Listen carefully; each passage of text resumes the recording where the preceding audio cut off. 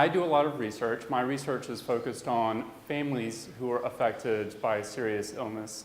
And so I was asked today to come talk to that other side of sort of the patient equation, those family members who are affected by serious illness.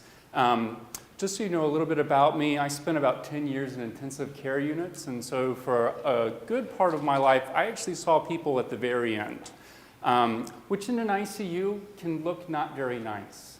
In fact, it can be quite traumatic. And those experiences really struck me, because not only was it probably not what the patient would have wanted their end of life to look like, it was incredibly stressful to those family members at the bedside who were just dumbstruck and had no idea that it could look like this. And I thought, you know, we can do a lot of things in the ICU. We probably could, and a lot of efforts are in there right now to try and make that look a lot better. But there's a lot of things that we can do much earlier on to help prepare people, including family caregivers, to just better cope with the experience of caring for someone and supporting someone with a serious illness, because it is hard on you too. So today, I'm going to talk a little bit about co-survivors. I looked it up. It's anyone who lends support to someone with cancer from the time they're diagnosed through treatment and beyond. I want to talk about 3 key messages here today. First, as a co-survivor, I want you to walk out of here today and know that you are invaluable and that you are not alone. And as isolating as being a family member of someone with cancer can be, there are millions of you, and we'll get into that. Secondly, there are positive ways that you can approach being a caregiver of being a family member of someone with cancer. There's positive ways, and then there's not good ways. And these are ways that are going to cause you a lot of anxiety and depression and stress. Thirdly, I'd like to encourage you to reach out for help. This can be very hard for family members, because reaching out for help when the person sitting right in front of you is the one who's sick can make you feel guilty, or like you're taking away from their care. What I want you to walk away today from, though, is to realize that if you do not take care of yourself, you will not be able to take very good care of this person that you care about. Those are 3 messages, so let's talk about them a little bit more. So message number 1, as a co-survivor, you are invaluable and you are not alone. So the National Alliance for Caregiving recently did a national survey. They wanted to know how many people in the US care for someone with serious illness or disability. They found that there's 40 million individuals who are caring for someone with a serious condition. They're not paid for their work. They do it because they need to, they have to, they're their family member, they feel obligated. Now, in this survey, you could endorse an item that asks about what is the primary illness condition that the person you care for has. Of those, about 3 million people, 2.8, said that they cared for someone with cancer. Now, I don't know about you, but I don't have 2.8 million of anything. I mean, I think I wish I did, but I don't have 2.8 million. That's a big number to me. And so I have a hard time wrapping my head around that. How many is 2.8 million? Well, it's about 6,737 47s, or it's about 35 fully packed football stadiums, or it's about the entire size of the city of Chicago. We're talking about a huge population of people who are not paid, who are doing this work because they care about this person. You are not alone. There's a lot of you, and you're also doing things that are essential for the person that you're caring for them to maintain some sort of quality of life as they're going through this experience. What are they doing? 72% of families say they're providing medical or nursing care tasks in the home.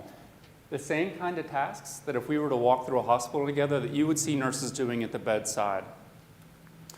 Now, this could include managing very serious symptoms, nausea, fatigue, constipation, many other kinds, diarrhea.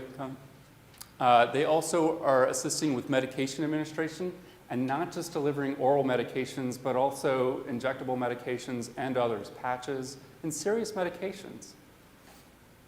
Other things include breathing treatments. They manage ostomy, wound, and dressing cares. They're administering G-tube feedings. They're also doing intermittent catheterizations. If you've never heard of these terms, good. I hope you never have to. They're also doing other tasks to support daily life for the folks affected by cancer. There's a lot of them. And of that survey I just mentioned, they tried to get a sense of what proportion of folks are doing these things. Most people are coordinating all these medical appointments behind the scenes. They're the ones who are scheduling in the calendar those weekly visits to the doctors, as well as other visits that people have to make to other appointments. They're providing transportation. They're doing home and lawn maintenance. You may have been doing it already. If you haven't, welcome to a new chore. Grocery shopping, meal preparation, which isn't always easy, as we heard from our last talk. Finances, they're having to deal with all the stuff behind the scenes with insurance and making sure that things are getting paid for. That can be incredibly stressful. And so you can read through the list, and when you read through this list, you're thinking, gosh, that is a lot of stuff. How much time is that taking anyway? They found that the average family member caring for someone with cancer is providing about 8 hours per day of care. That's a full-time job. And they're doing it over a fairly prolonged period, about a little over 13 months. Now, you can imagine that if you're basically doing a full-time job, doing all these tasks that you've never had to do before, witnessing someone that you care for maybe struggle with this cancer, that it's going to be hard on you. And in fact, about 1 in 2 probably of family members probably have anxiety. About 1 in 3 probably have depression. About 1 in 4 have high financial strain. This makes sense because if you're doing 8 hours per day of care, then you're probably going to have to take a little bit of time off work, if not take all of your time off work. A lot of family members are saying that they're experiencing negative physical health effects themselves, maybe by not sleeping, maybe because they have to assist with activities of daily living that require them physically helping the patient get in and out of bed or helping them with other types of care during the day. And finally, they've shown that high caregiver strain over a long period of time is actually associated with a higher mortality rate, about not living as long. So it can have a serious impact on your health.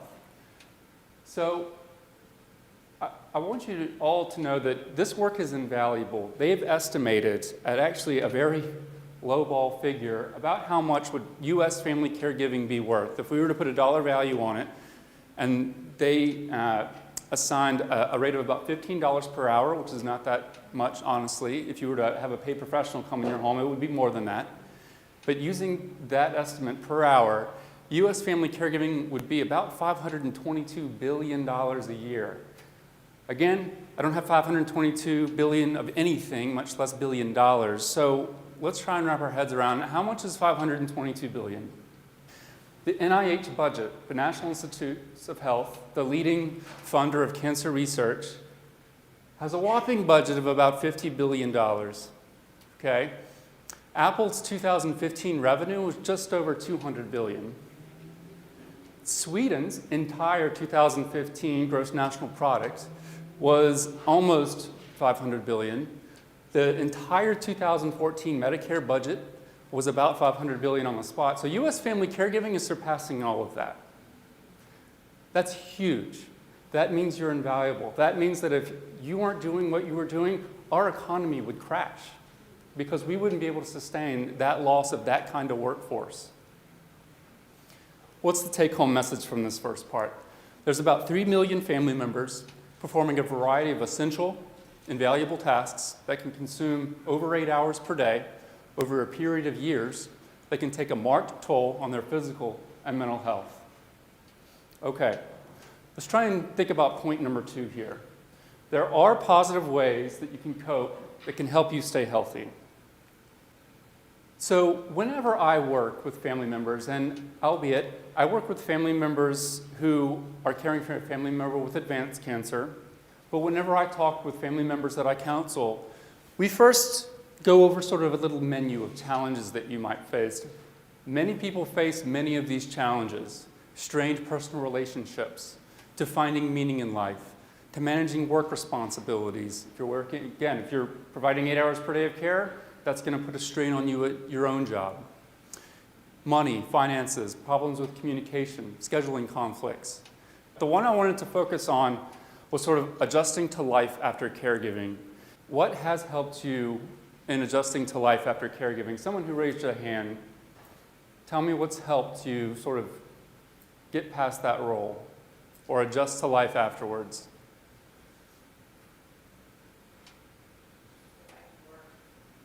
Going back to work. Great. What else?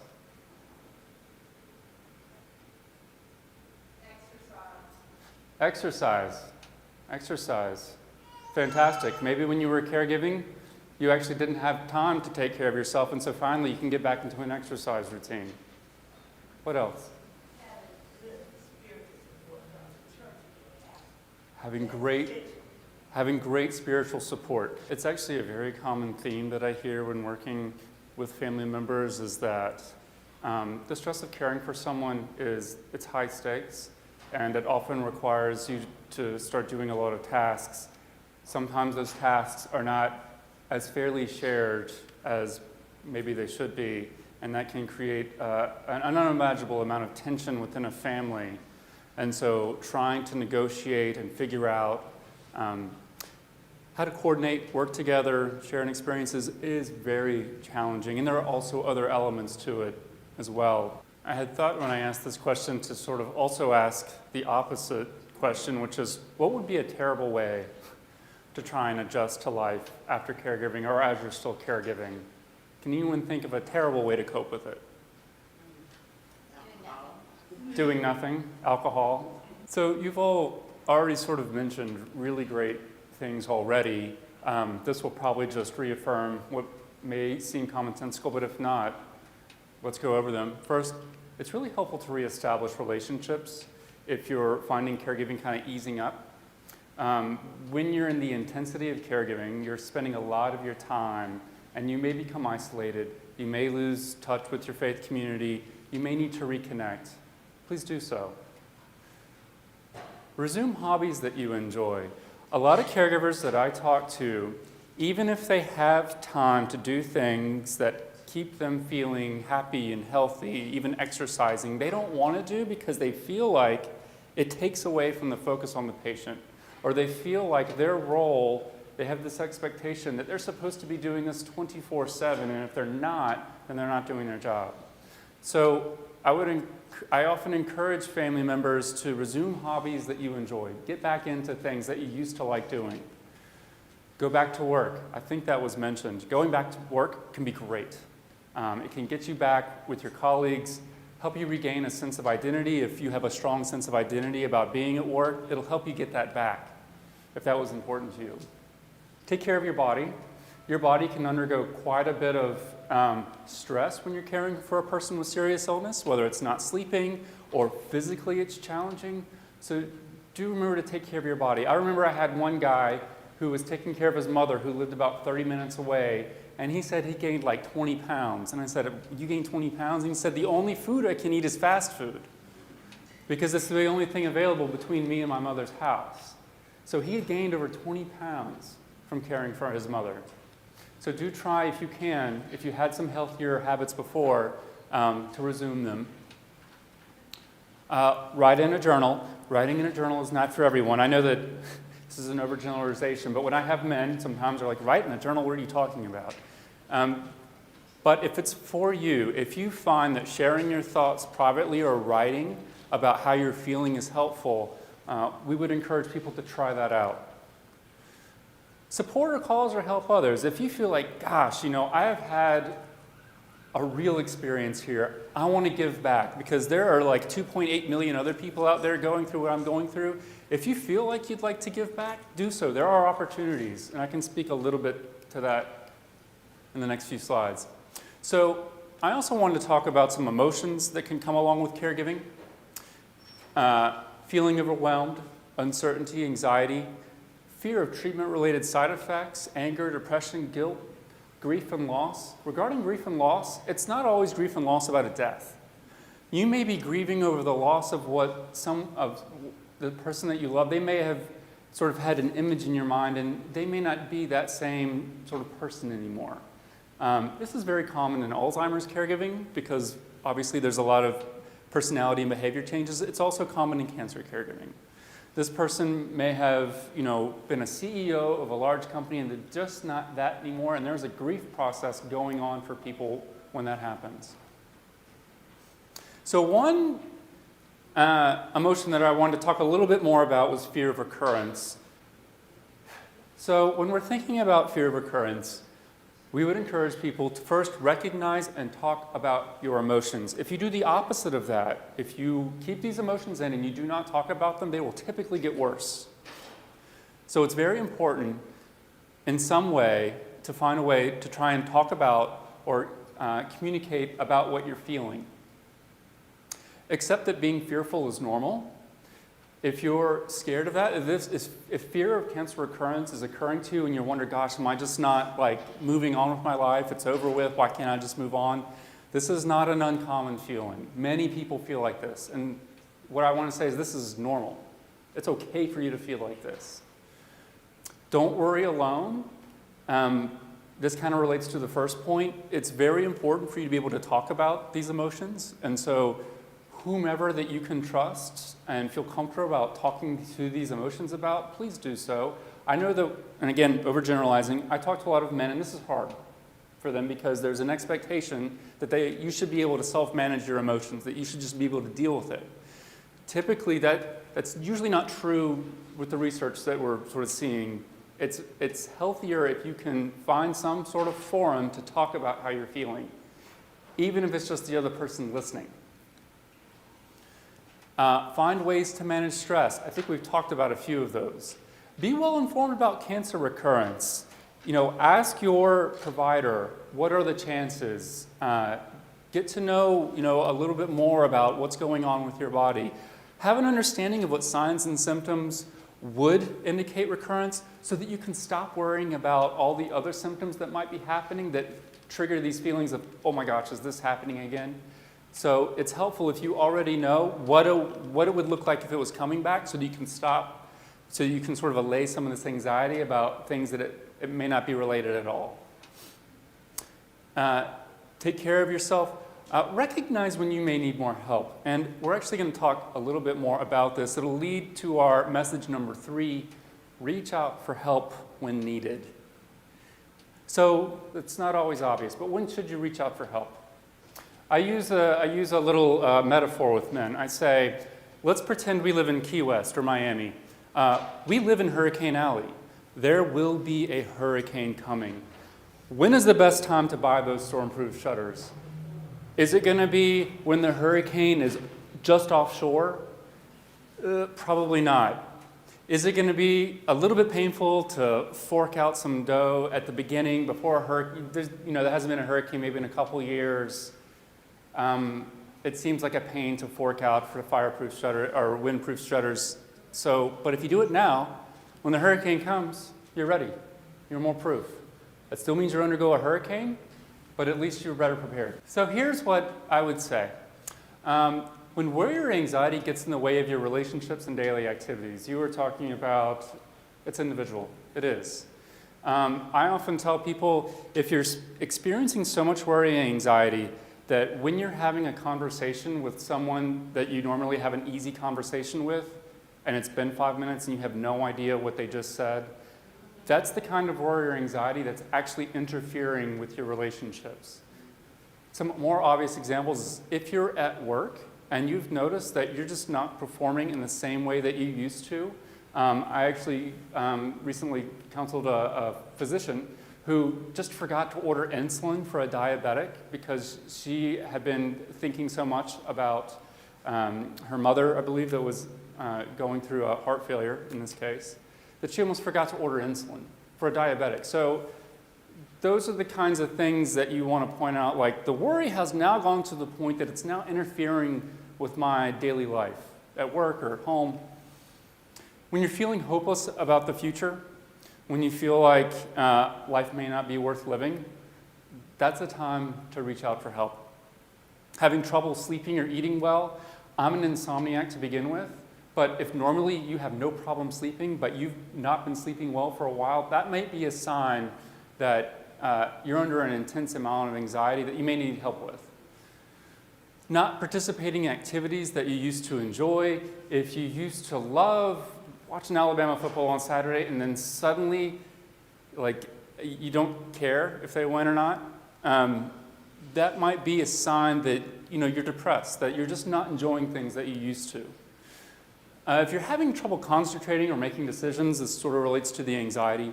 If you're feeling that you have nothing to look forward to, if you're like, why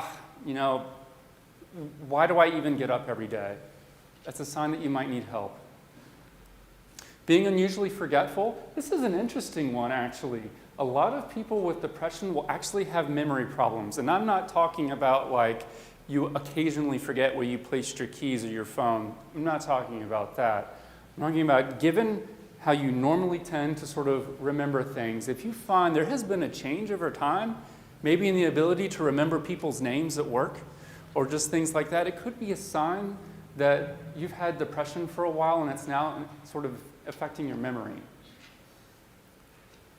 So if you need help, what kinds of support are out there? I want to talk about 4 different kinds briefly. Counseling, peer support, telephone and email cancer helplines, and online communities for support. I'll first talk about counseling. Oh, I have 5 minutes. Oh my goodness. All right, we're going to really go fast now. All right, this is going to be the brief version. Counseling 101. All right. I don't even know if I want to read this slide. How counseling might help. A lot of people, I just did a 3-state survey of family members of folks with an advanced type cancer, and I asked them about counseling and therapy, as I put it. And a lot of people in my survey who were anxious and depressed, actually, 50% of them said they would like therapy or counseling, but 50% of them didn't.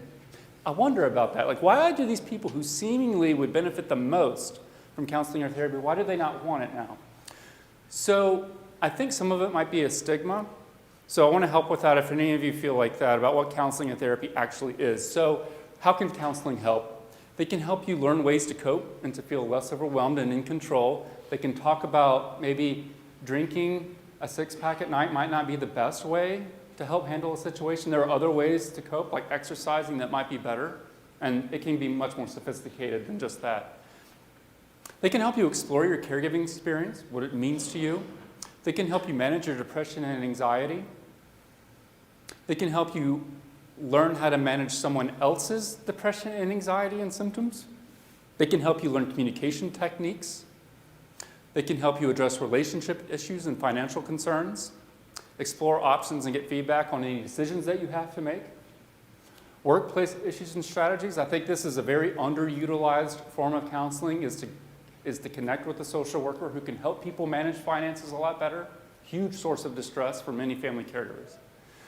Learn how to help your loved one or family understand and cope. And finally, explore and resolve sexual issues related to cancer.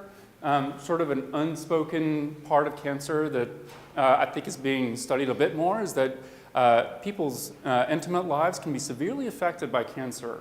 And for a lot of people, it's really important.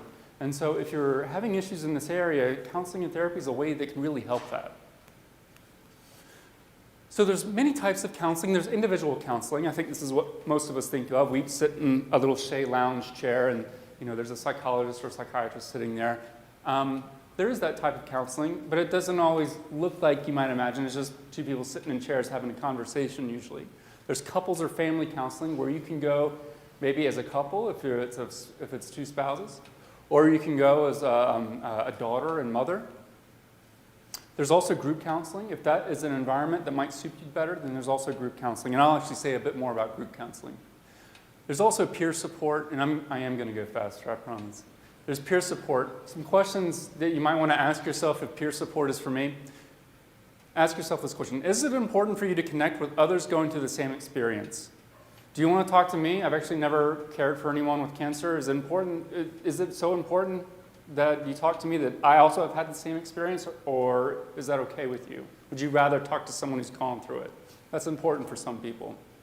Do you need emotional support, information and education, or a combination? Different needs for different people. Do you prefer sharing your experiences with a group in person, or do you prefer to be a little bit more anonymous, say in an internet support group?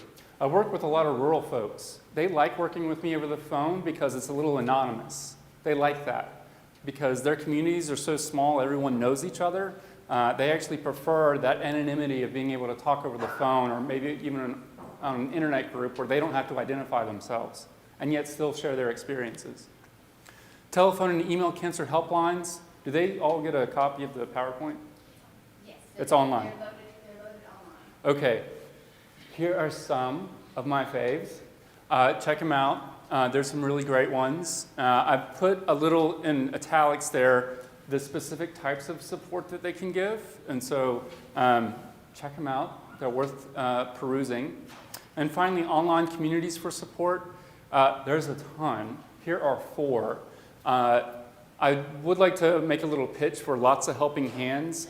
You can go online. You can make a little menu of what you'd like help with, from mowing the lawn to education about whatever. And then there is another half to this website where people sign up to help other people, like, I know how to cut grass. I'm a pharmacist. I can tell you about medications. And many of the things, I can offer transportation on Sundays, and they will match you up, your needs to their abilities to help you with tasks. It's awesome. There's other ones. They're great, too. Finally, I'd like to put a little pitch in for UAB resources and support. We have a ton. I'm just going to list 2, because if you call them, they'll be able to connect you. If they can't help you themselves, they'll know the people who can help you. And so that's the UAB Comprehensive Cancer Center, and then the UAB Outpatient Supportive Care Clinic. You can tell them that Nick sent you, and they'll be good. They know who I am.